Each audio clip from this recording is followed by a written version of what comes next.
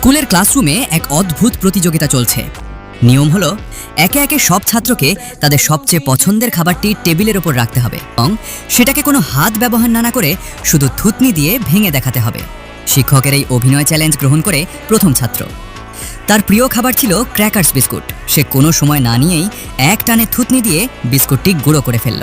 এরপরের পালা আরেক ছাত্রের।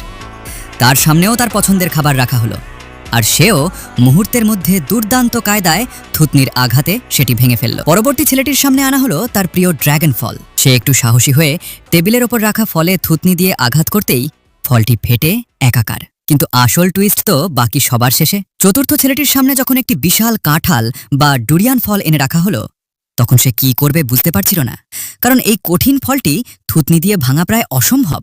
শেষ পর্যন্ত সে কি পারবে এই চ্যালেঞ্জ জিততে, নাকি অন্য কোনো ফোন দিয়ে আটবে?